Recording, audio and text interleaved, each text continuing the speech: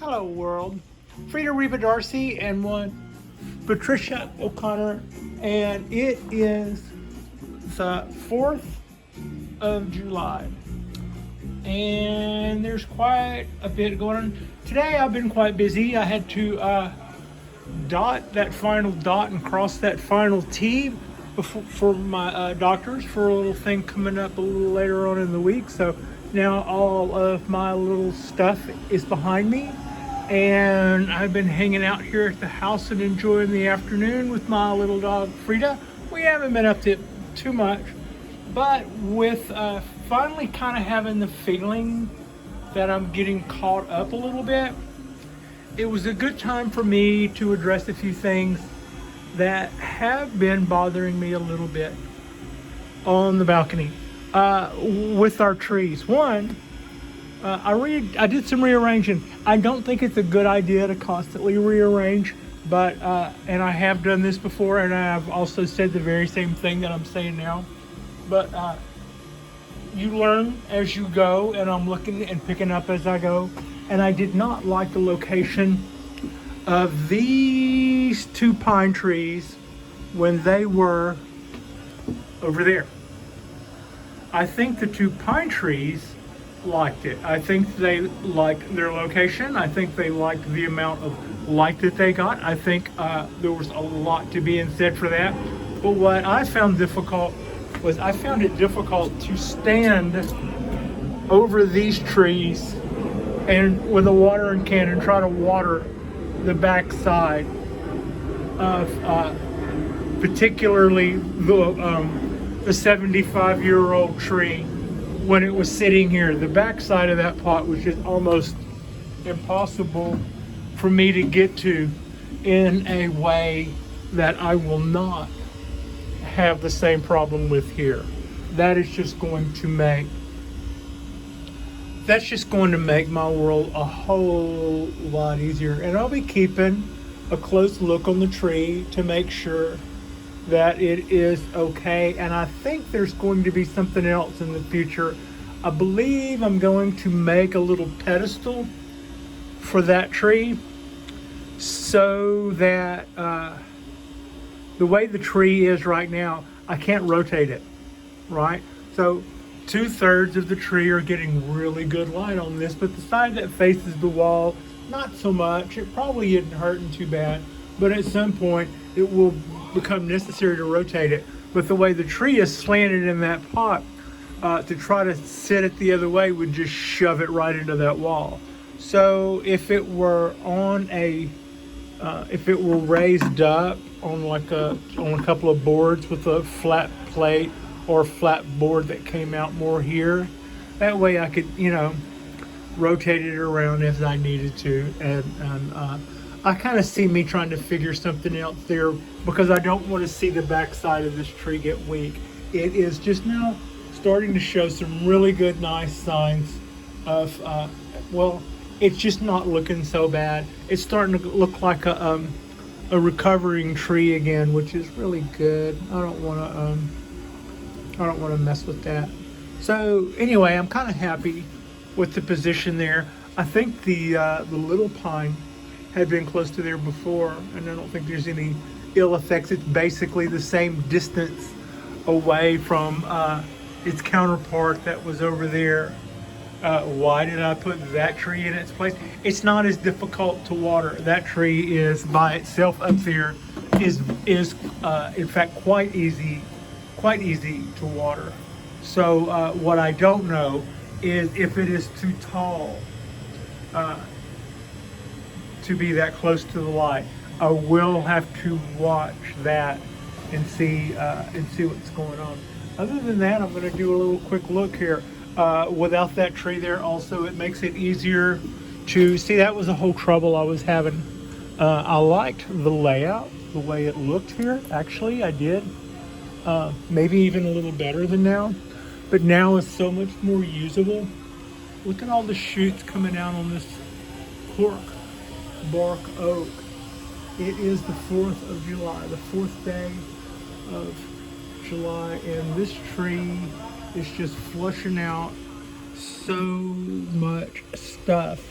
some of our older viewers, or some of our guys that have been here for a little while, will remember when this tree did not have just a whole lot going on in the way of foliage. This is just a really, really nice to see welcome comeback on this guy.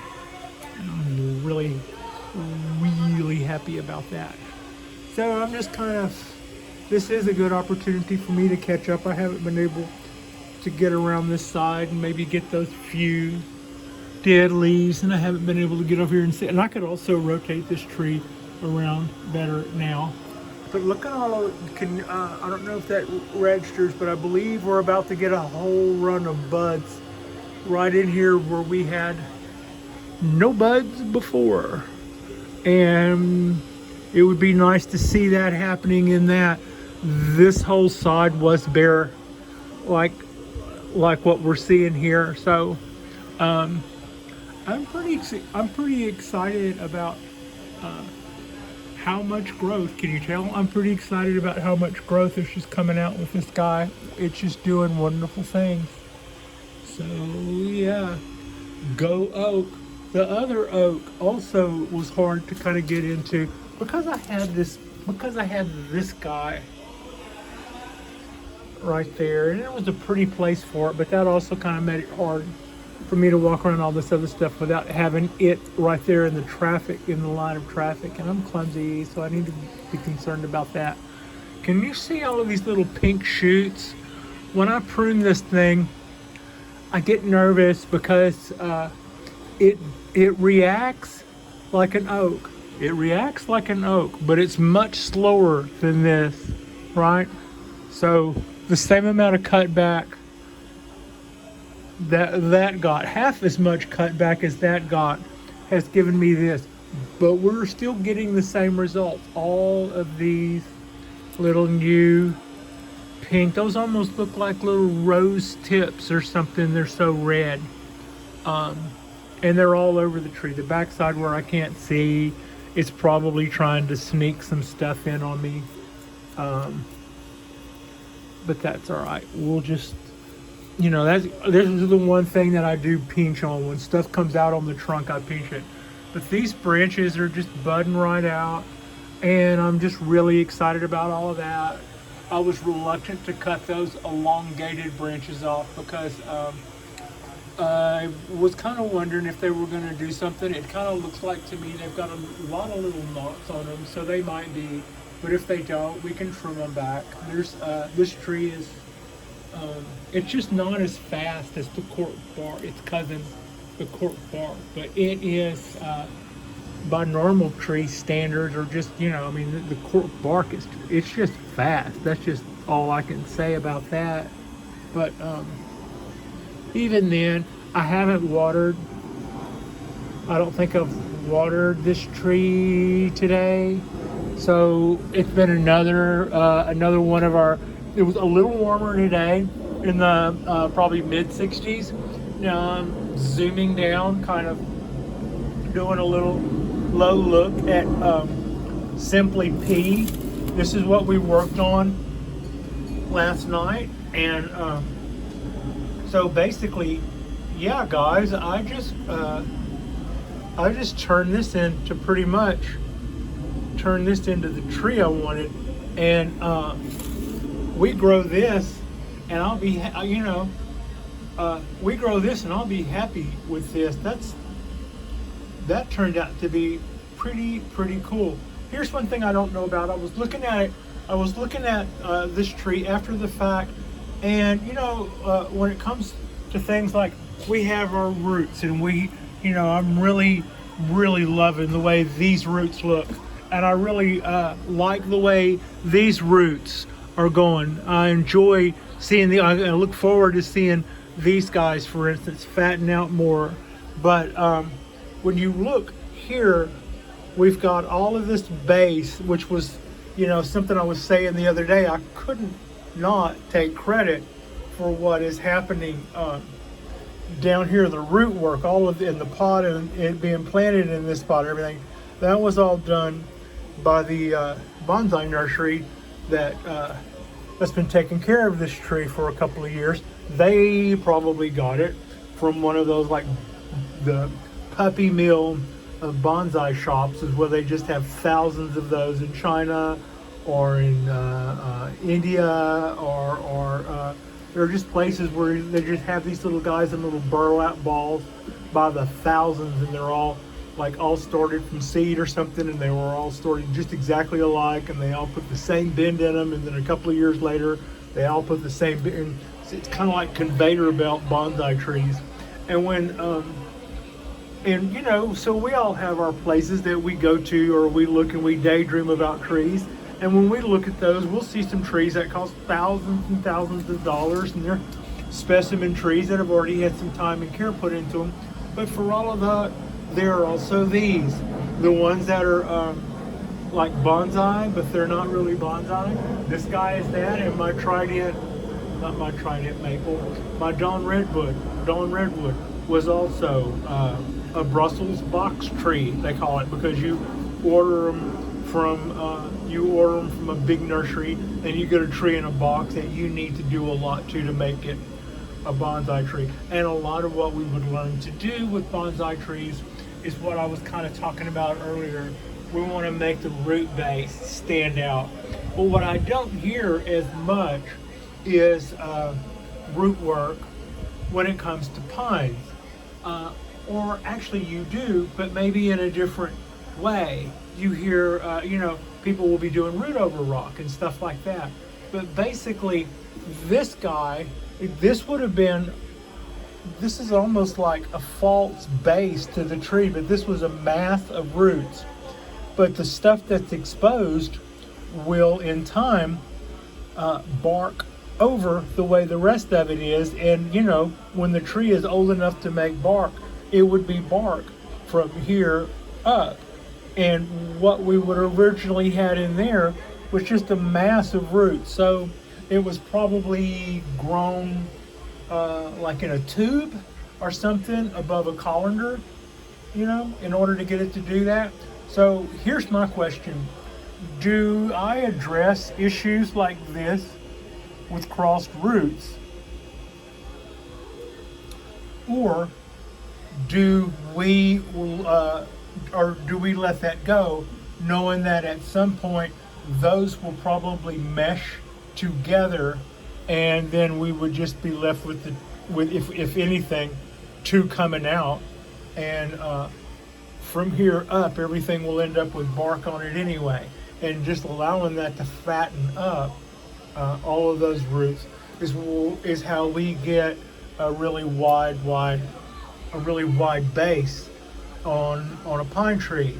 So that's one thing I don't know. I don't know whether or not these two crossed roots, and they're kind of big, and in either one without the other, I think would be just fine. In fact, like I said, if they started growing into one another the way two branches would start to grow into one another, and then all we had was two fanning out, that in itself would probably be fine. But my question is, do we cut back what we deem to be undesirable roots at the base, or do we let all those roots grow and fatten up and increase our base? Because when at some point it won't show the same way, like also we allow scars on our tree, because you can kind of see why. You see how much the pine tree has swelled up in between those wires. At some point that would plate over, and you wouldn't even see wire schmire, or you wouldn't see the shallow point. All you would see is how fat that got with the plate over, and it would be appear fatter still. And that seems to be the reason, that for instance is the reason why we don't care about wire marks on a pine tree. To that end, you can see these little lines for when the tree was young. It had heavy wire placed in it in a spiral, and that almost gives the tree a twisted look, even though I don't think the trunk was twisted. I think it had a wire spiraled all the way around it, and as we saw the bark, the layers of bark grow around it, it left those. Indeed, when I made that chop, there was a shiny piece of metal sticking out of it about 2/3 of the way in. Same with this end. In a certain light, you can see where where there's right. I just saw it right there where my fingernail is. That's the shiny end of a nail, about, not a nail, a piece of wire, but it's about a ½ inch below the surface. There would no way would you get that out without. Well, there's no way you would get that out without killing everything around it. So I guess you leave them in there because that's how they make. That's how they make. Now, on the other hand, I know that trees in the wild that eat things like that, the fence post, the sign or whatever. I do know that those weaken trees, but I don't necessarily know that our bonsai trees need to have their strength in that way. Although we do test them, don't we? We do put guy wires on them and pull those down. So I'm just enjoying the way that Simply P came out after our little short last night.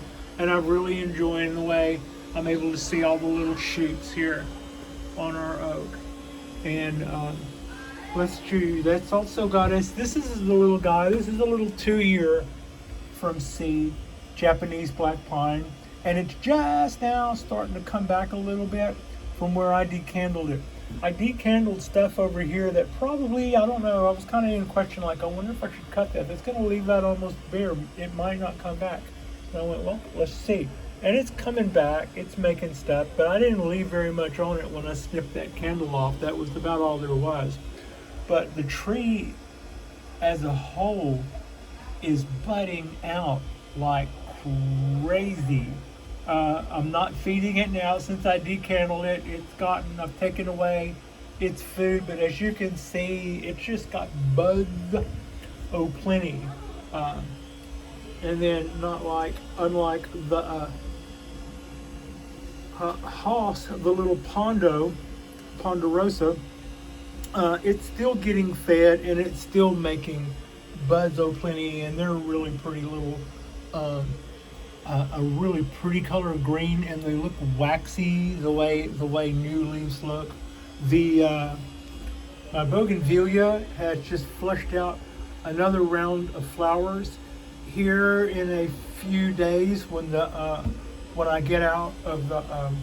I'm thinking that when the temperatures get a little bit more summer-like and it really feels like a July day, like if we get up in the 80s or something, I'm probably going to do a major chop on that little guy and take about 1/3 of the trunk off the top. That will lower it down quite a bit, but also this time I'm not going to do that and then go, hey, I wonder if I'm going to be ready this time. And when I chop the top off of that, I am also going to be standing by with my hormone powder and some wet substrate, and we are going to see if we can root another little Bombay or smaller little bougainvillea. So it's doing real well. The oak behind it is doing real well. It's so slow. Those buds that I told you 3 weeks ago that it was pushing out still appear to be there and still appear to be pushing out. They just, they're incredibly slow. I'm not going to reach in there and grab it, but this thing just moves really slow. I'm not sure what its deal is, but we're feeding it, and it's responding well to everything. It seems to be pretty happy here. So speaking of Mame cuttings, I did another chop on this guy. I took about that much. Yeah, I took about that much off of this trunk, giving this guy less competition and then I threw a piece of wire around it so that it would stay on the straight and narrow, as it were. That's kind of a heavy wire. Now I'm really going to have to watch that. Last summer I left one on for a couple of weeks and the plant got really busy and got a lot of wire marks in there. It's like one day I didn't, and 2 days later I had all kind of wire marks. So I'm going to try to be more on top of that. It's not the end of the world, but at some point I will have to be concerned about leaving scars on things, because some of this stuff will be for keeps from now on. Like, I will probably top this another couple of times between now and growing out all of that, but I need to be doing that on the schedule to that will accelerate the growth and that will help me to accelerate that trunk, the rebuilding part, to the taper that we're trying to do. And I don't need to be clipping this back so much to get rid of bad bends or bad wire marks or any of that stuff. As you can see, this guy here, for instance, I pretty much got it going the way I wanted to, but I cut them both back last summer because it was a good time to do that. But I was also looking at them, and I had a lot of bicycle handlebars, which means that they knot up really big where they do that. And I did have those wire marks. So to that end, it's about time to remove those before I get wire marks, if I haven't already. Who else has wire that I might need to be concerned about? Yeah, there they are. I see. Speak of the devil. I guess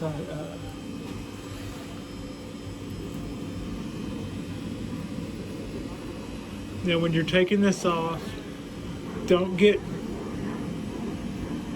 cheap with wire. I mean, this is just wire. If doing it the way I'm doing it, it's going to cause you to break any limbs, just go through and start cutting this off in little bitty pieces.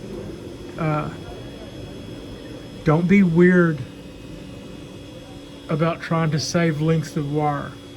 I'm just too lazy to go get my wire cutters. But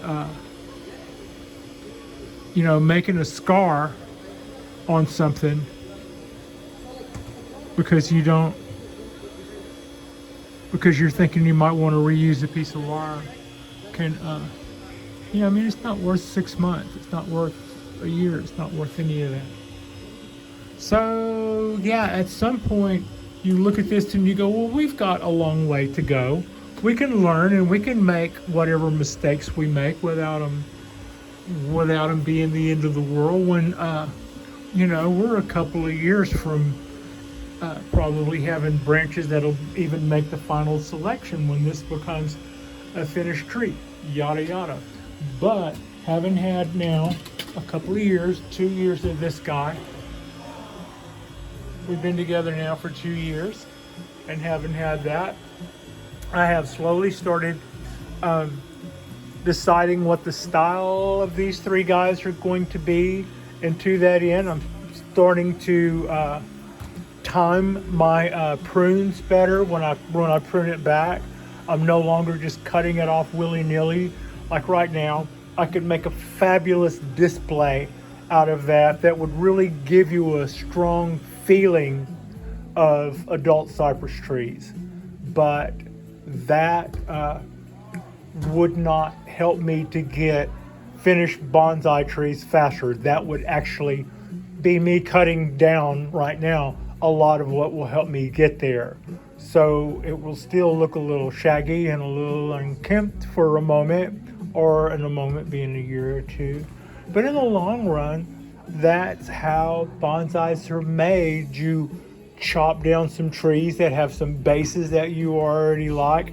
You take the first limb that comes out of the top, wrap a piece of wire around it, send it straight up, and then from then on, the tree tries to give its attention and its energy to be in a taller tree, so that limb that you just pointed up starts getting the signal to go, go, go, and as it goes, it fattens, and as it fattens, it starts to try to create taper where we've done those hellacious cuts. And we'll be done with our taper when these little sticks become bases. And when that comes, and we're a couple of years away from that, easy, right? But when that comes, all of this other stuff needs to already be in place, needs to be waiting, you know. So if you just keep changing your mind about what kind of style tree it is, or you do little things that cost you time here and there, you can kind of mess up your progress. But so far, these guys are doing a lot of growing and feeding and watering. These guys have really given them the message that that it's time to grow, and that's just kind of what they've been doing. Yeah, I'm probably not going to get in trouble over this Boogie Night soundtrack or anything.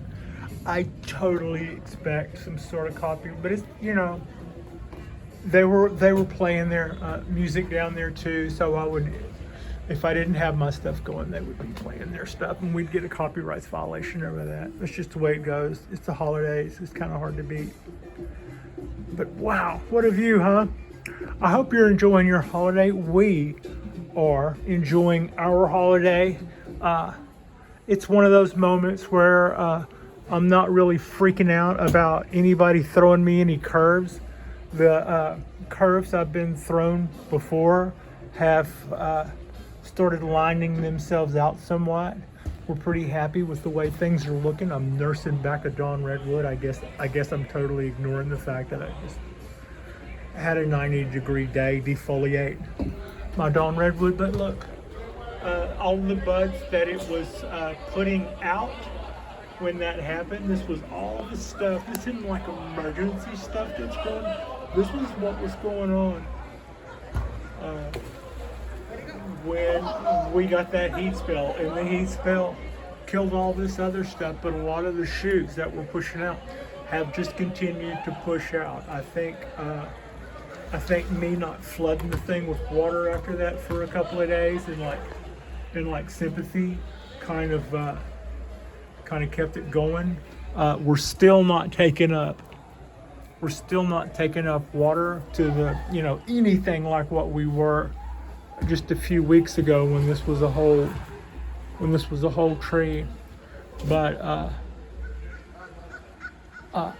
it looks like it's going to push out a lot more growth without being shocky about it. They can do that. They can just go, well, that wasn't a lot of fun. We'll just take the rest of the summer off and come back next year with whatever we have left and see if we can survive. And Dawn Redwoods can do that. They can do that if you defoliate them a lot. They can do that if you keep pruning them heavy. They can do that if you cut the roots back too much, or if you do it at the wrong time of year, or if you just pinch buds all the time, and you're just constantly taking energy away. At some point, it will wonder what the heck is going on and just go dormant for a minute and see if it can stick its head back up out of the sand in better times. That's their defense mode.